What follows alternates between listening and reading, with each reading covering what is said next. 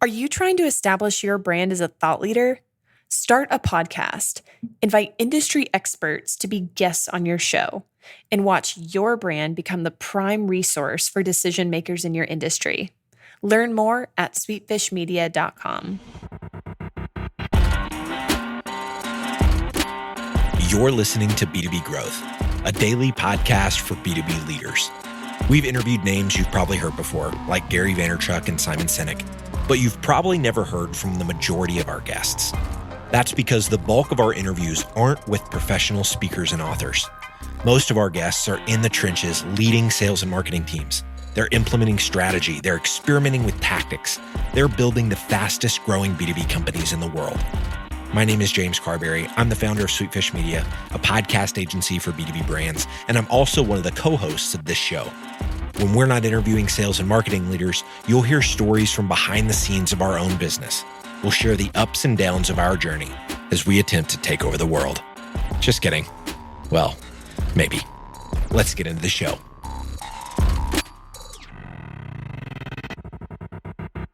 Welcome back to B2B Growth. I am your host for today's episode, Nikki Ivy with Sweetfish Media. Guys, I've got with me today Navid Jafari, who is head of marketing at PeerNova. Navid, how you doing today? I'm doing very well, Nikki. How are you? I'm doing well. We were talking about it before. For now, at least the sun is shining here in Jacksonville, Florida. So I can't exactly complain. And you know what? I'm super excited about the topic that we're going to be discussing today. So we're going to be talking about persuasive marketing and the role of influence in marketing and in business. But Navid, before we get into all of that, I would love it if you would just give us a little bit of background on yourself and what you and the folks at PeerNova have been up to these days. Sounds great, Nikki. So as you mentioned, I run the marketing team here at PeerNova. I've been in various marketing lead roles for about 16, 17 years now in Silicon Valley. And I have, I can't tell you how blessed I've been and how much I've learned over the years. So I've worked in a bunch of industries, including healthcare, software, semiconductor, digital publishing, you name it. And in the last 5 years or so, I've been in the blockchain space in financial technology. So PeerNova is a Silicon Valley sort of technology company, software company built on top of blockchain and big data. And what we do is we essentially have a platform used by tier one financial institutions in the world that helps them sort of reduce some of the friction that exists in financial markets. So because of the blockchain element in our platform, there is an inherent trust and transparency that goes into the data and process integrity that our platform provides. And therefore, it is a very, very unique solution for our target audience. You know, this is all brand new stuff. I think probably some of your listeners are familiar with cryptocurrencies and blockchain and Bitcoin and all of it. We have nothing to do with coins or Bitcoins or anything like that. We've just taken the underlying technology, blockchain, which is sort of that ledger system that allows all of this to occur, and have built something very, very unique on top of it. You know what? I love it. This reminds me, we were talking offline about how I lived in Austin, and during Tech Week at South by Southwest a couple of years ago, I sat in on a blockchain panel that was talking about just what you're talking about, where it's not about the applications, where it's, whether it's, cryptocurrency, Bitcoin, but it is about this underlying infrastructure and all of the implications that sets up to just really blow the whole thing wide open when it comes to the business and use cases. It's really exciting. It is. And you know what it is? I've seen this firsthand in the last 5 years. There's been so much misinformation out there about the technology, unfortunately, that has sort of confused the general public and maybe even the target audience to some extent. Right. And we have spent an enormous amount of time and a good portion of our marketing efforts in the last few years on just sticking to facts. And again, I think there was so much excitement initially that a bunch of claims were made that never really materialized, and that left, to some extent, a bad taste in people's mouths. And so what we really, really want to do, and this is something that I've focused on greatly in the last few years, is to make sure that people have the correct understanding around blockchain, what it can and cannot do, and what it actually is used for and what it's useful for. There was a point where everybody thought blockchain should be used in everything, including our toasters. But there's really no need for that. There's a very unique trust type of a problem that blockchain can solve, and that's about it. And so, it is imperative that, folks understand the ins and outs of the technology well. Right. Yes, for sure. Well, but what happened when you said, as far as the misinformation, a lot of the folks that were giving that misinformation were very persuasive. There's my segue. I love it. So, and we're going to talk about that. We're going to talk about some of the 5 ways to market with influence, otherwise known as persuasive marketing. And those 5 ways are, to focus on quality, to solve real problems, to educate your audience, be everywhere, and to listen to your customers. So let's start with the number 1. Dig into us about the importance of focusing on quality as it relates to persuasive marketing. Sure. So, and this is all of what we're going to talk about today is my personal experience. So I hope that whoever's listening to this can take something away from it. And it doesn't necessarily mean that this resonates with everyone or everyone can apply all of these to what they're doing. But one of the things that I've found is that we as marketers tend to focus on, doing marketing things, like putting things into collateral or building a messaging and all of that stuff, and really focus on what it is that we're saying about our product or service. And in the last 10 years or so, this has been a huge area of interest for me that, is it really about what we say or is it about how we say it? Meaning that could I possibly make my marketing message, all of my marketing collateral, everything that, my brand, all of it in a way that actually says something on top of what's written there? Being in Silicon Valley, everybody likes to talk about, the ins and outs of their technology, faster this and better battery life that. And all of those things are important. But in my opinion, people don't necessarily purchase anything unless you're actually solving a real problem for them. And that focuses on value propositions a lot more than, technical features and such that, right?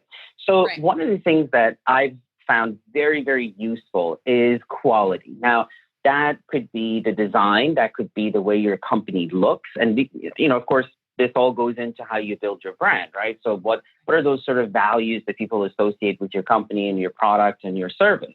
And so building a messaging and collateral with quality in mind means that you're not just focused on putting a bunch of words on a piece of collateral, be it a digital or offline or whatever. You're going to have to really think about how you organize your information. How do you put what's important in front of people? How do you guide their eyes? How do you make sure that they see what you want them to see?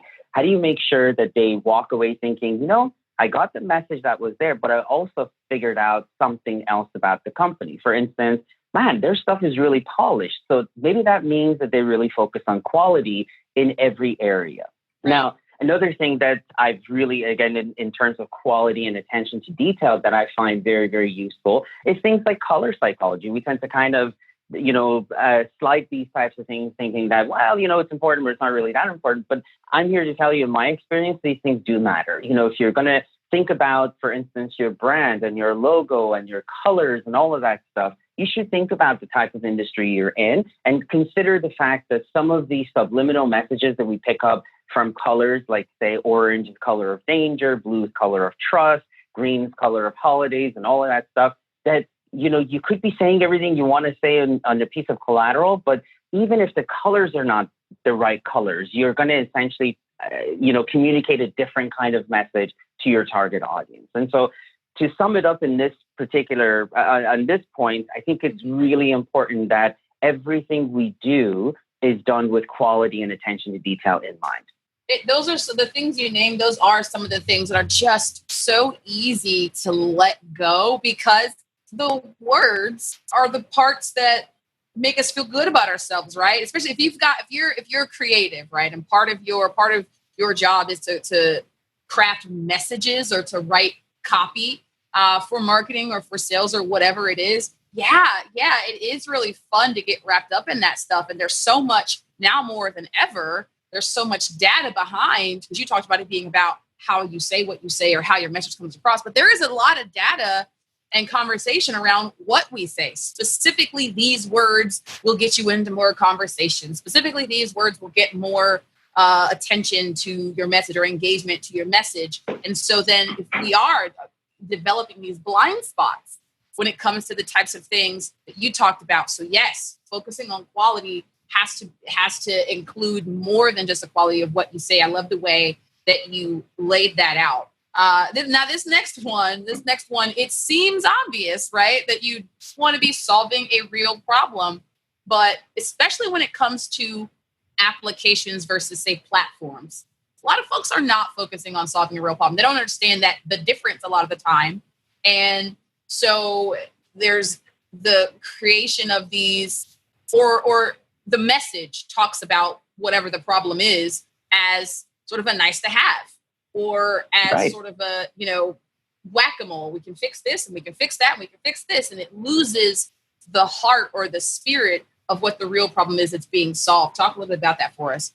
Yeah, absolutely. And, I think I'm a huge fan of Tony Robbins. And one of the things he says, which I kid you not, I think about daily, is that he says, and I'm sure I'm butchering the way he says it, but, he says, people do things for one of two reasons, either to avoid pain or to gain pleasure, right? Something along those lines. Right. And this is really, really important, meaning that no one's going to buy something. I shouldn't say no one. Very few people would buy anything from you because of some feature. People buy things from us because it makes them feel something.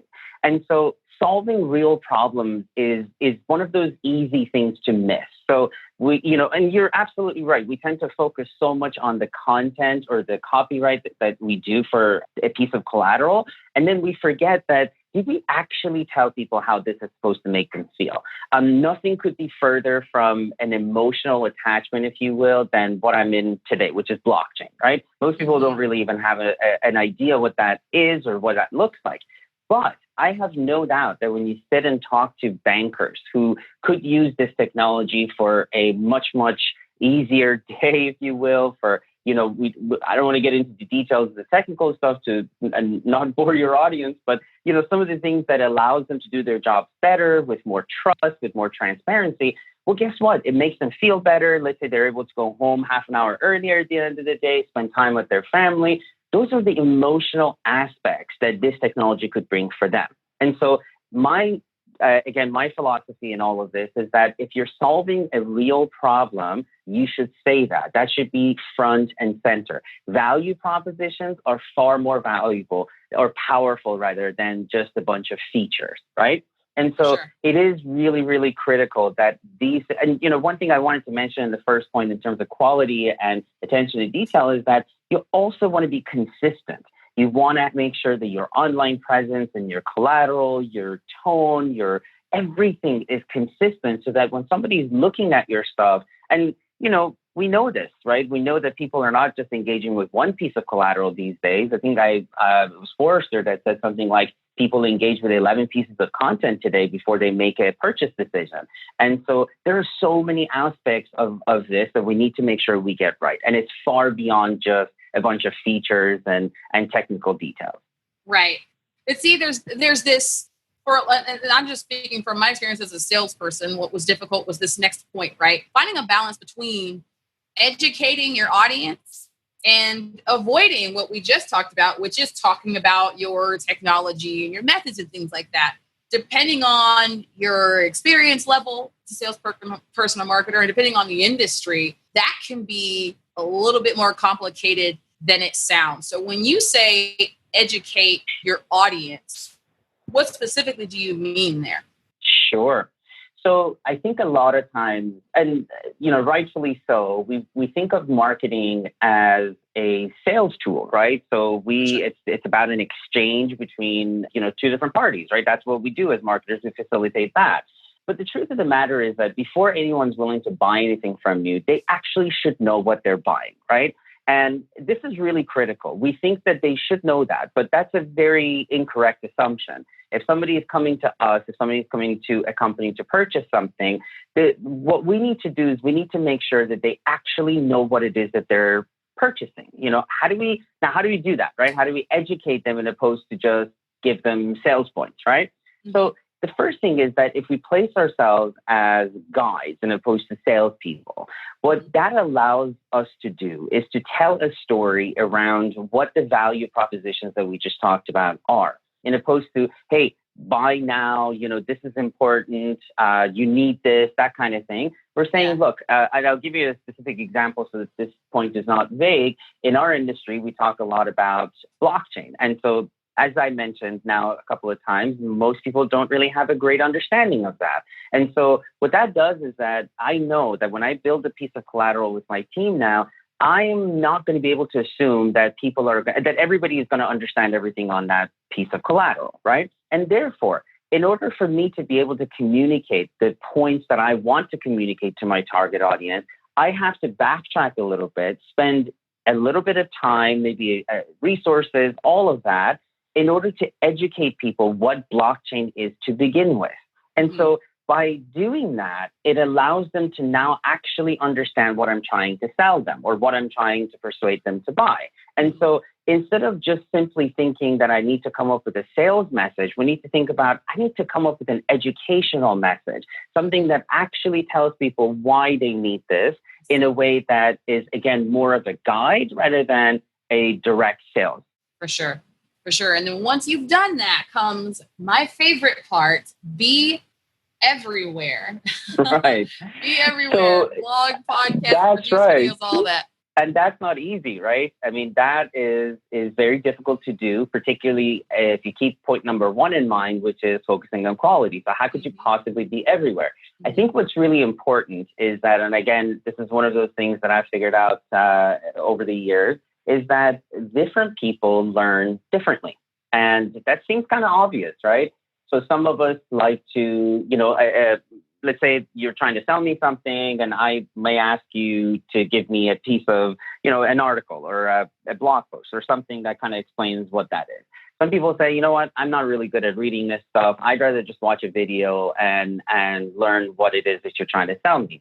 Well, some people, we're on a podcast right now, right? So some people may actually prefer to listen to these things as they're driving to work. So my point is that you can't just simply build a website or build a piece of collateral offline and say, okay, I'm done. That is not persuasive. What you need to do is you need to focus on creating different pieces of collateral based on what your target audience could use and focus on all of them being of quality. Now, I don't think this is one of those instances where everybody should do everything. I think you should pick a handful of things that you know you can do regularly and then go after those things. So what we found, for example, here is that blogging and podcasting is actually fairly simple. It doesn't require a whole lot of work. Several hours a week is typically what it needs. And so we'll do that regularly. Whereas creating animations and videos may take a little bit longer. So we won't really focus too much on those things. Maybe we'll produce one every 6 weeks or one every 2 months.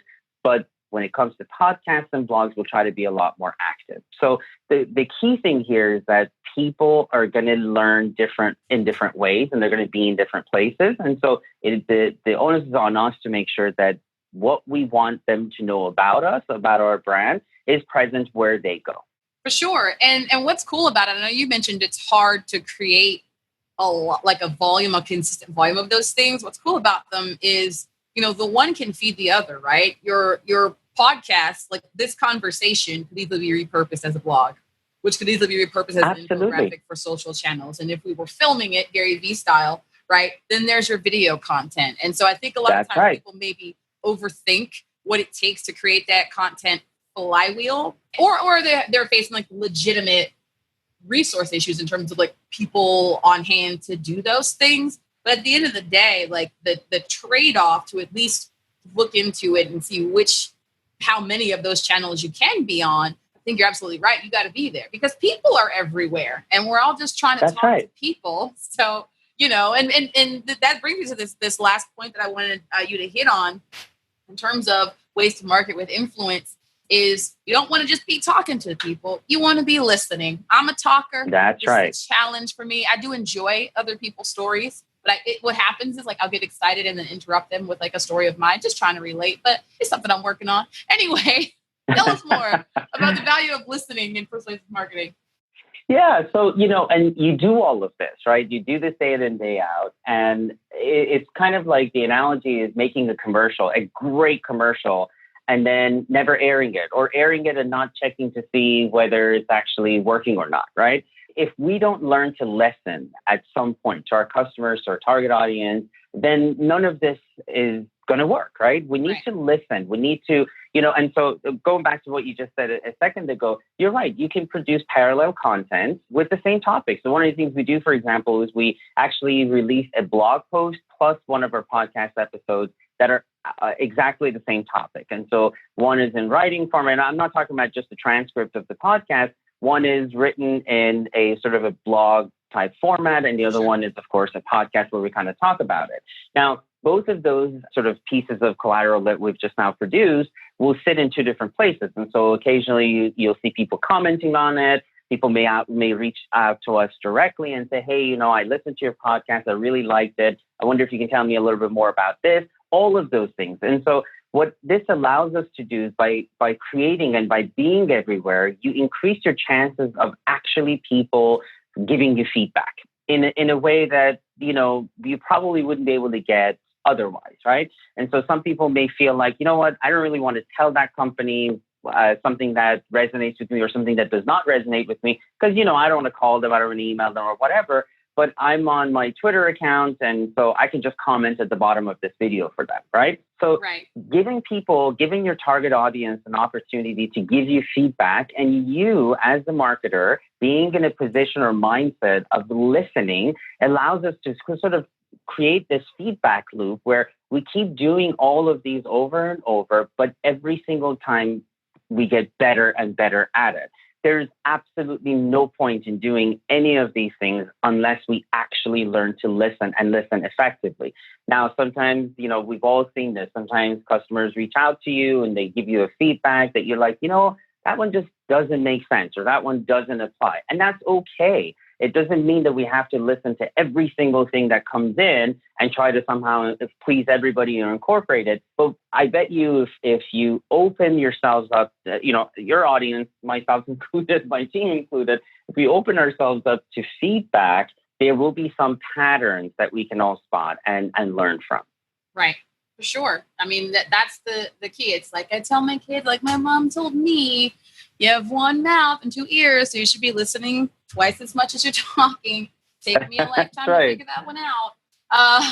But and this is so true because we're talking about persuasion, right? So how do you persuade people? Well, one of the great ways to do that is to basically provide something that people go, that's what I was thinking as well, right? Kind of creating this synergy. And the only way that's possible is by listening and saying, you know what? That customer is saying this, and I think that's a great message for me. And I think that's a great way of, providing this piece of collateral or talking about our platform. And therefore, I'm going to use similar language. And you'd be amazed how persuasive that could be when someone reads and they go, that's what I was thinking they would do. And therefore, there's this sort of synergy.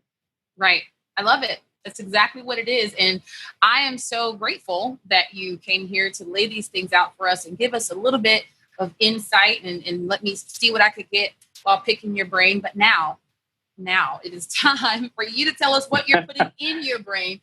Tell us about a resource that you engage with, right? Something you read, you listen to, whatever it is that is informing your approach or that has just got you excited these days. Well, I can't even. So I tell you a couple of them. I love TED Talks. I know most people are familiar with them. And I honestly cannot think of a better resource for anyone doing anything on this planet than TED Talks. I think there's such a wealth of information there, which are very, very practical and useful in just about everything and anything that we all do. I also love blogs, particularly people that are just writing for the sake of writing. I find those types of marketing blogs, and I won't name specific names. I think most people know what they are anyway, but I love just reading things that are, meant to be, again, educational and opposed to just trying to sell me something. And so I love reading. That's sort of my way of picking up new things. And so all of it. But I can't stress TED Talks more. So I love it. I have to hear it. Everybody has a favorite, I think. Everybody has a favorite TED Talk. One of mine is the one on grit. I think that one was just like, whether you're, I can't remember the name of the young lady who's speaking on it, but whether you are in sales or marketing or business or just life, that one really hit me. What's your favorite TED Talk? What a recommendation? Yeah, so I think the one that stands out for me the most is the one I think most people are familiar with as well. It's the one with Brene Brown. She's talking about shame, the concept of shame. And it is just such a beautiful piece about who we really are. And it is such a beautiful window into our souls and how, number one, we're all the same. We're all worried about the same things. And, we can pretend to be different, but the truth of the matter is we're all the same and we're all having the same struggles and all of that. And I just, it's incredible to me that we can have such a beautiful window into our souls by just listening for 20 minutes to someone talk. And so to me, that one definitely stands out. For sure. I love that one as well. I think that was a great answer. So, and I think that answer sort of gave us a little bit more insight into who you are, which is always a goal of mine on these shows. So thank you so much. I know that just like me, folks out there listening have become fast fans of yours, Navid, and they're going to want to know how to catch up with you. Tell us how folks can connect with you. Sure thing. So first and foremost, a huge shout out to the entire PeerNova team, particularly my marketing team. I think I'm so lucky to work with some amazing, amazing folks. And so you can certainly find us online at PeerNova.com. or follow us on any of the social channels. If you want to connect with me personally, I think LinkedIn is probably the best venue for it. You can find me on LinkedIn. Just Google me or rather search me on LinkedIn, and you can certainly find me there. We also happen to have a podcast called Chain in the Valley, which we talk about blockchain. Again, that educational aspect that we talked about a little bit ago. So you can find that podcast on pretty much any area or any place that you get your podcast from as well. Good stuff, man. Thank you so much. You're a wealth of knowledge. We'll have to have you on again so I can ask you some more questions and get some more insight. My absolute pleasure, Nikki. Thank you so much for your time. Hey, no problem. Thanks so much, man. We totally get it. We publish a ton of content on this podcast, and it can be a lot to keep up with. That's why we've started the B2B Growth Big Three, a no-fluff email that boils down our 3 biggest takeaways from an entire week of episodes. Sign up today at sweetfishmedia.com/big3. That's sweetfishmedia.com/big3.